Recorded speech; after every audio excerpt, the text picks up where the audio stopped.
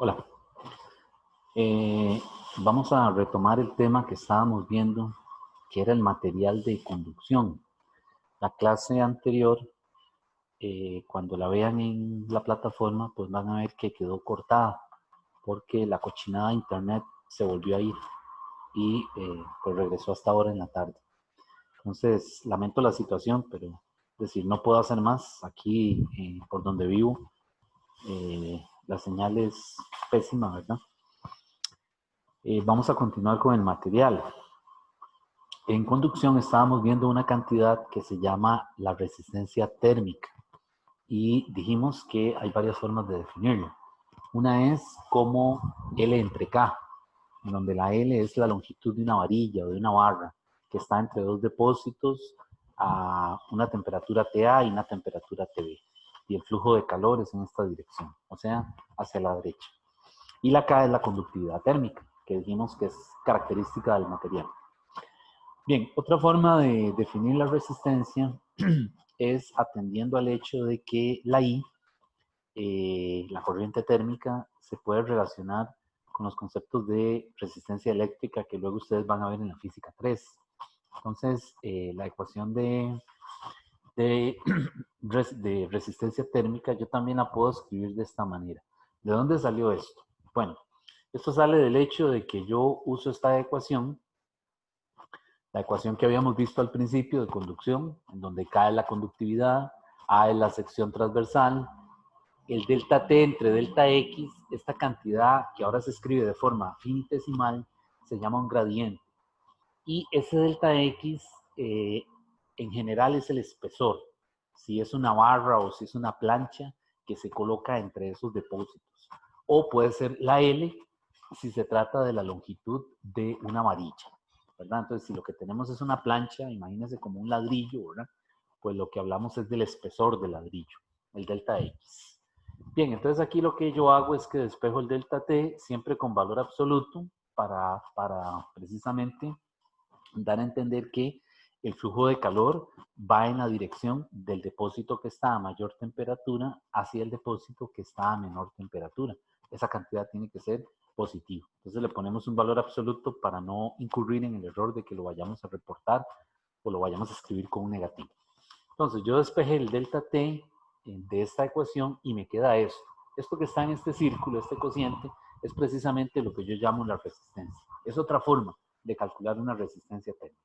De tal manera que vean que ahora el delta T yo lo puedo escribir como la I multiplicado por la R. La R en este caso es otra vez la resistencia térmica. Entonces, lo que sucede aquí es que yo puedo tener,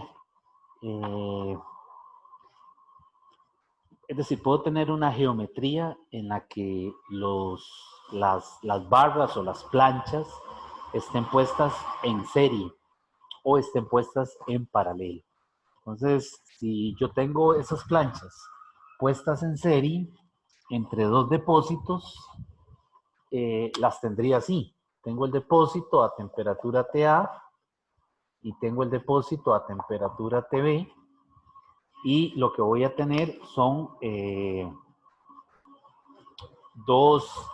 por ejemplo, dos barras que están una a continuación de la otra. Pues las longitudes pueden ser distintas, ¿verdad? Esto puede ser delta X1 y esto puede ser delta X2 o L1 o L2, como uno le quiera llamar, ¿verdad? Y esto tiene conductividad térmica K1 y este tiene conductividad térmica K2. Entonces, cuando tengo las barras puestas de esa forma, una a continuación de la otra, decimos que están en serie. En la otra situación, pues lo que va a pasar es que las podemos tener de esta forma. Una barra puesta así y la otra barra puesta abajo. En esos dos depósitos también que están a temperatura TB y a temperatura TA. Entonces tengo esta barra que tiene conductividad térmica K1 y esta otra barra que tiene conductividad térmica K2. Pueden estar en contacto o no. En este caso las dibujé separadas. Es decir, este espacio que está aquí es aire. Entonces, en este caso decimos que están en paralelo. y estas están en serie. Entonces, yo puedo calcular la resistencia térmica equivalente de una secuencia de barras que estén en serie, como el primer caso, o que estén en paralelo. Y eso es lo que trata de explicarle el libro en la página 679, donde precisamente le pone dos ejemplos de esta situación. Entonces, cuando yo tengo resistencias en serie, es decir, una a continuación de la otra, pues entonces esa resistencia equivalente se calcula como la suma de cada una de las resistencias individuales. R1 más R2 más, y voy a dejar abierta la suma porque puede ser que hayan más de dos barras, podría ser que hayan tres que van una a continuación de la otra. Entonces la resistencia equivalente es la suma de las resistencias individuales, de las resistencias térmicas individuales de cada una de las barras. Entonces vean que un elemento individual es menor que la suma total, ¿verdad? Que sería esta resistencia equivalente. Ahora bien, cuando tengo las resistencias puestas en paralelo, pues entonces en el caso que estén en paralelo, la forma de sacar la resistencia equivalente sería la R equivalente, sería entonces la suma de los recíprocos. 1 entre R1 más 1 entre R2 más, y igual dejo la suma abierta con puntos suspensivos porque pueden haber más de dos barras que estén en paralelo. O puede haber una combinación en donde tenga barras en serie y también algo en paralelo, ¿verdad? Es decir, un caso intermedio entre estos dos, en donde necesite utilizar esas dos ecuaciones. Bueno, entonces esto es un análogo que luego ustedes lo van a ver cuando lleguen a Física General 3, porque ahí van a ver los circuitos. Y las resistencias en serie y en paralelo tienen este mismo comportamiento. Bueno, entonces, en el caso de las resistencias en serie, para el caso de las resistencias en serie, o sea, para este caso de aquí, la corriente yo la puedo relacionar de esta manera. Yo puedo decir que la I es el delta T entre la R equivalente. Y para el caso cuando están en paralelo, esto es serie, ¿verdad? El caso cuando están en serie y cuando están en paralelo, pues entonces lo que voy a decir es que la I total, la corriente térmica total, es el delta T entre la R equivalente. Déjenme ver. Sí. Y delta la R equivalente. Ajá.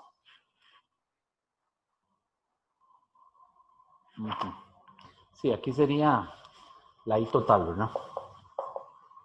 La I total para el caso cuando estoy en paralelo. Este caso de aquí.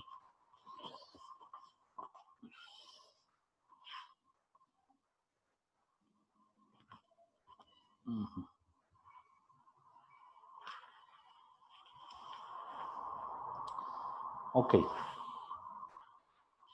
Bueno, entonces,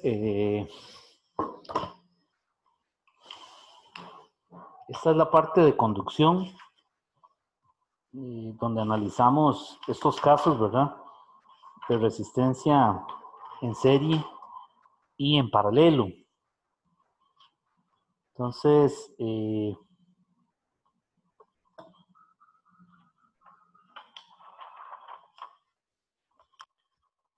vean que tenemos que el delta T es I por R, ¿verdad? Es una forma de escribirlo.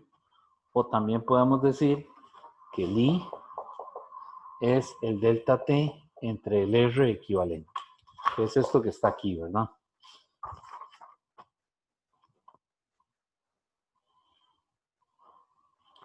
Entonces, vean que en paralelo, cuando los tengo en paralelos, una resistencia equivalente, la resistencia equivalente es menor que la menor de los elementos individuales o que la menor de las resistencias que están en paralelo, ¿verdad? Y cuando las tengo en serie, pues la resistencia equivalente es mayor que la mayor de las resistencias térmicas que están puestas en serie.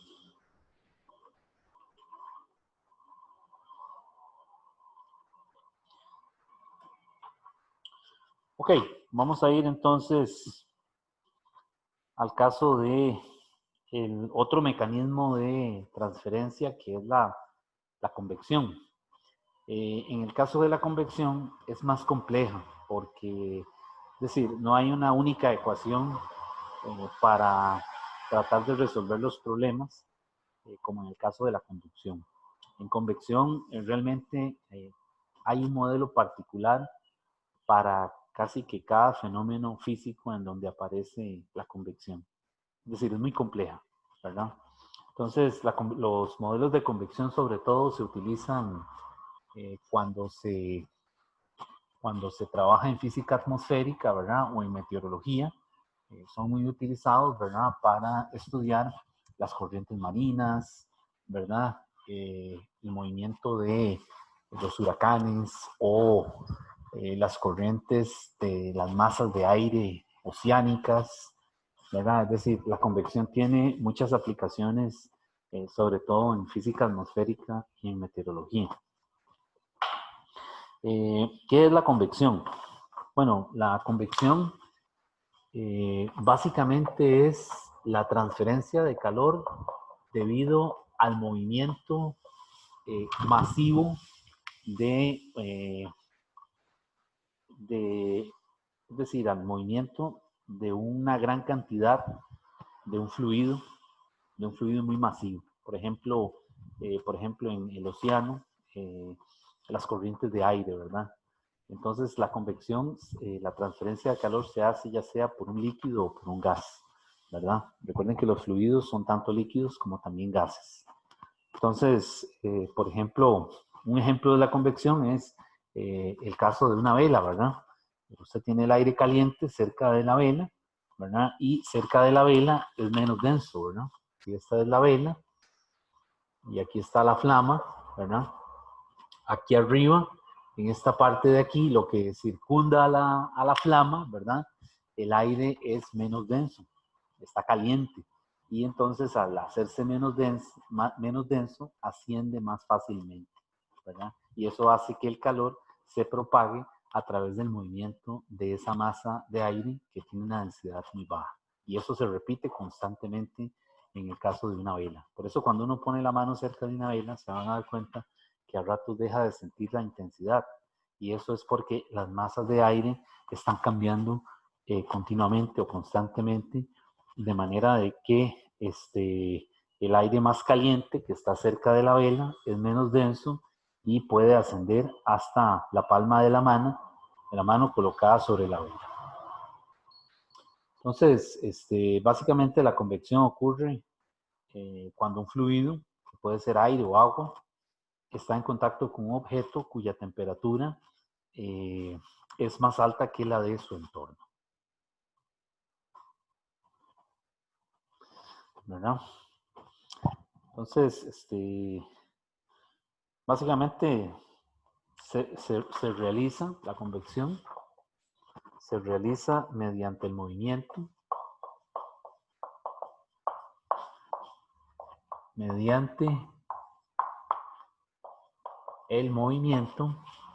de, del propio medio, ¿verdad? El propio medio, que en este caso puede ser, que es un fluido, ¿verdad? Que puede ser, agua o aire.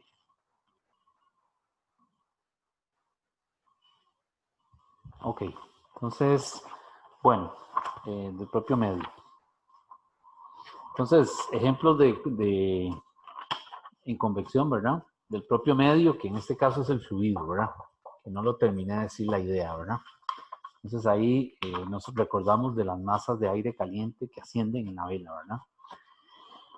Algunos modelos en donde actúa la convección, donde se ve, son, por ejemplo, las corrientes oceánicas, ¿verdad? En la circulación global de la atmósfera, o, por ejemplo, el calentamiento global, ¿verdad? Tiene mucho que ver con la convección. La descripción de la matemática de la convección es muy compleja. En general, lo que podemos decir es que esa corriente térmica es directamente proporcional al área y al cambio de temperatura. Pero, es decir, dependiendo del modelo, esta constante de proporcionalidad va a cambiar. Vean que no le puse un igual a, sino que estoy poniendo el símbolo de constante de proporcionalidad. Porque, es decir, hay diferentes modelos de convección en donde la mayoría, la I es directamente proporcional al producto de A por delta T, ¿verdad? Pero puede ser que, dependiendo de ese modelo, hayan otras constantes de proporcionalidad. Entonces, es mucho más compleja, ¿verdad? Entonces, hay convección natural y hay convección forzada, ¿verdad? Cuando decimos convección natural nos referimos a una corriente de aire, ¿verdad? Natural, ¿verdad? Es decir, nos referimos a al aire que se mueve cerca de una fogata, ¿verdad? O el caso de una vela, ¿verdad? Pero también hay convección forzada, ¿verdad? La convección forzada es cuando hay algún mecanismo que produce ese movimiento de esas masas de aire o de agua, ¿verdad? Es posible que sea una bomba mecánica que esté encargada de hacer que ese calor se propague a través del movimiento de ese fluido. Entonces, convección natural y convección forzada. Bueno, el último mecanismo de transferencia del calor que vamos a discutir ahora es la radiación. La radiación sí tiene una ley muy importante, una ley clásica de radiación, que es la que vamos a ver aquí.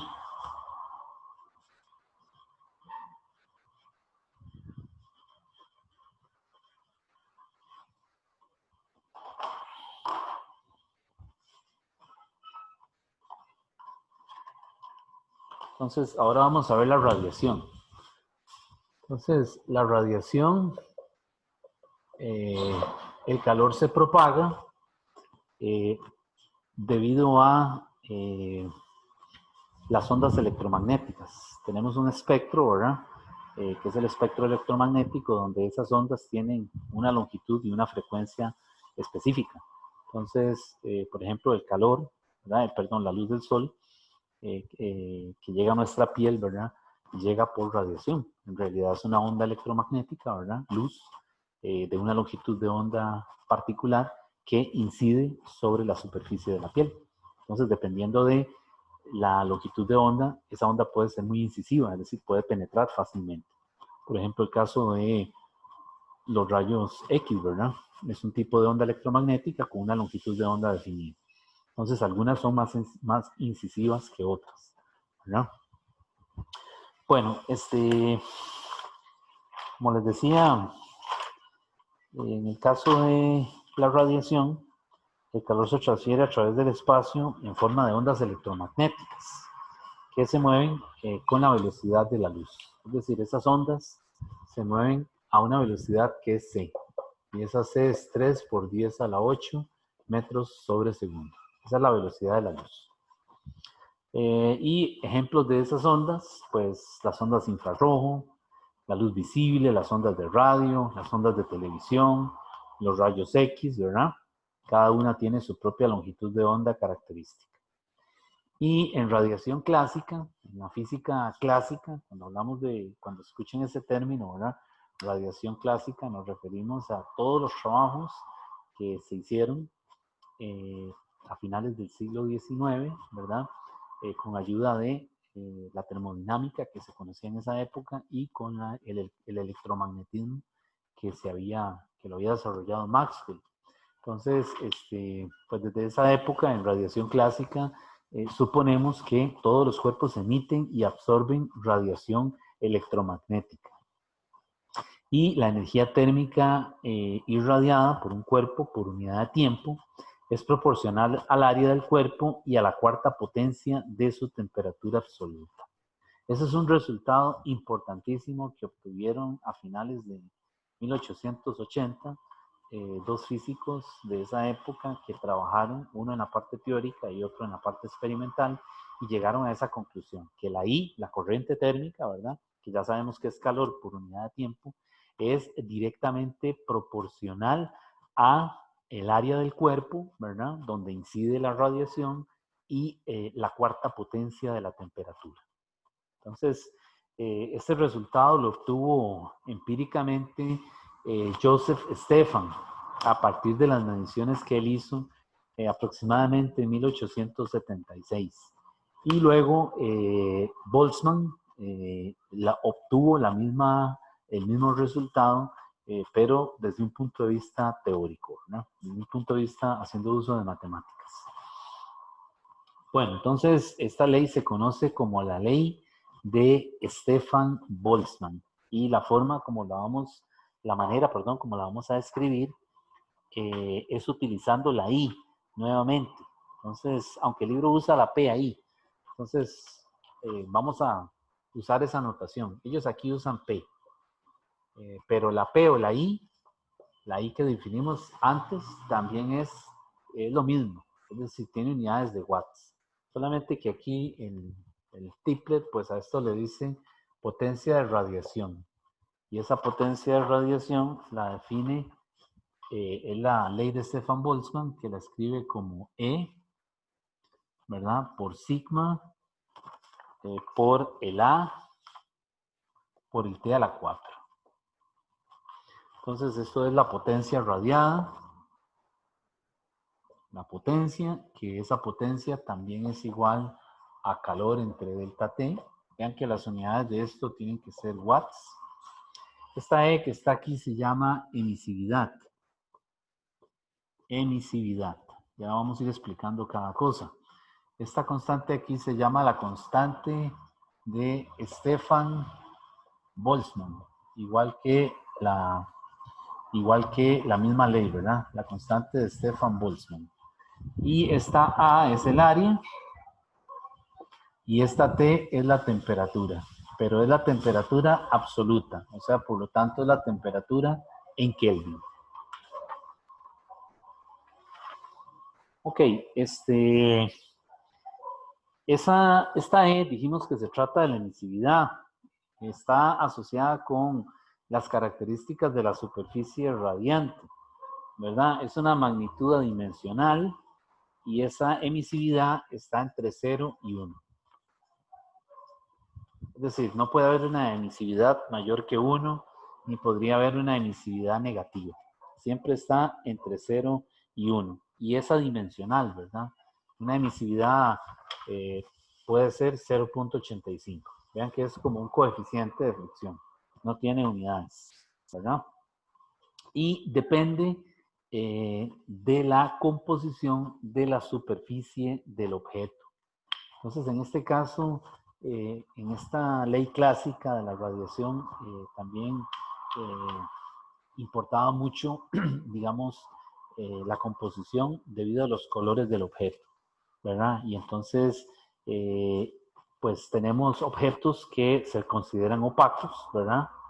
Objetos que se consideran claros y objetos que se consideran oscuros. Entonces, cuando hablamos de un objeto opaco, parte de la radiación se refleja y parte se absorbe, ¿verdad? Y cuando hablamos de un objeto claro, los objetos claros reflejan la mayor parte de la radiación visible y los objetos oscuros absorben la mayor parte de la luz visible. Entonces, ¿dónde podemos ver eso? Bueno, si usted va a la playa, ¿verdad? Prefiere ponerse una camiseta blanca que una camiseta negra. La gente dice, si me pongo una camiseta negra en Punta Arenas, me voy a asar, ¿verdad? Me voy a cocinar. Y eso es porque al ser un objeto oscuro, pues absorbe, ¿verdad? Buena parte de la radiación. Entonces, en esto de la emisividad, el 0 y el 1 son los casos límites, ¿verdad? Entonces, es decir, uno de ellos se refiere a que es un objeto que es un absorbedor ideal, que se llama un cuerpo negro, es decir, absorbe toda la radiación. O también están los reflectores ideales, que es un objeto que refleja toda la radiación, como si se tratara de una superficie metálica, color plata, pulida, ¿verdad? Que cuando usted mueve un espejo, la reflexión va a donde usted, ¿verdad? La gente dice me encandiló. Eso es toda la radiación que el objeto refiere.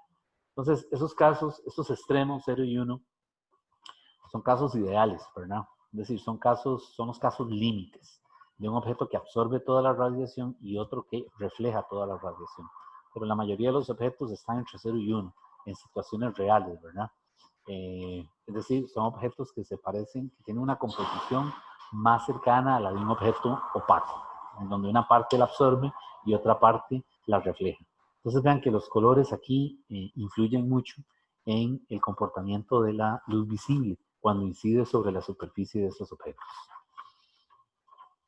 Bien, esta constante que está aquí se llama la constante de Stefan Boltzmann, ya tiene un valor dado, es una de las constantes más importantes de física. Sigma tiene el siguiente valor, 5.673 por 10 a la menos 8, y las unidades son watts entre metro cuadrado, Kelvin a la 4. Entonces, aprovecho poner las unidades aquí para poner las unidades en la ecuación de arriba. El calor nuevamente está en joules, el tiempo está en segundos, y joules sobre segundos me va a producir watts, que son las unidades de esta potencia radiada. La emisividad, dijimos que es un coeficiente que está entre 0 y 1, y pues entonces no tiene unidades. El sigma tiene estas unidades, watts entre metro cuadrado, Kelvin a la 4. Las unidades del área son metros cuadrados y las unidades de la temperatura son Kelvin, ¿verdad? Pero recuerden que está elevado a la 4, entonces por eso aquí aparece un Kelvin a la 4. Bien, entonces ahí están las unidades de esa ecuación.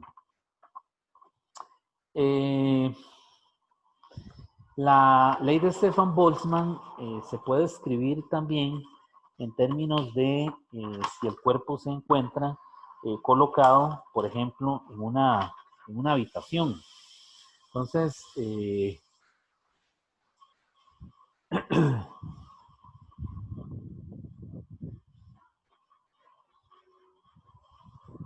decir, si consideramos que el cuerpo que tiene una temperatura dada está en un medio que está a otra temperatura, y al haber una diferencia de temperaturas hay una transferencia de calor también, o en este caso una rapidez con la que se transfiere ese calor. Entonces, también puede pasar que pues tengamos, por ejemplo, una habitación, ¿verdad? En donde tenemos un objeto, o una cámara en donde tenemos un objeto que está a una temperatura T, y el recinto donde está ese objeto está a una temperatura T0. Entonces, aquí adentro hay un medio, ¿verdad? Puede ser aire, puede ser agua, ¿verdad? Y entonces, si un cuerpo emite más radiación que la que absorbe, se enfría, ¿verdad? Mientras que el medio se calienta, ¿verdad? Eso pasaría, por ejemplo, si usted se mete en una recámara de estas de refrigeración industriales, ¿verdad? De esas recámaras gigantescas, y se mete ahí adentro, y al rato usted ya está frío, ¿verdad? Porque en este caso, pues el cuerpo está emitiendo más radiación que la que absorbe, y entonces se enfría, ¿verdad? Mientras que el medio se calienta. Ahora, si el objeto absorbe energía radiante a un ritmo mayor del que la emite, entonces el cuerpo se calienta y el medio se enfría, ¿verdad? Entonces, para resolver esta situación, pues entonces ellos le llaman, cuando están relacionando ambas cosas, el medio con el objeto, dicen que es una potencia neta, que también es calor entre delta T, y que es muy similar. Es la misma ley de Stefan Boltzmann, solamente que ahora estamos considerando el hecho de que pues hay un medio a una temperatura T, la temperatura del medio, menos la temperatura, perdón, la temperatura del objeto, menos la temperatura del medio a la 4. Entonces, cuando están relacionadas ambas temperaturas, pues entonces decimos que se trata de una potencia neta. Entonces, cuando un cuerpo está en equilibrio con su medio, es decir, cuando ambos están a la misma temperatura, pues lo que va a pasar es que el cuerpo emite y absorbe radiación al mismo ritmo. Entonces, en el caso de la radiación clásica, toda la teoría de radiación que se desarrolló dentro de la termodinámica a finales del siglo XIX, surgió el concepto del cuerpo negro, que es un concepto muy importante en física, porque más adelante ustedes lo van a volver a ver en el curso de física moderna, o en el curso de termodinámica, o en el curso de física estadística,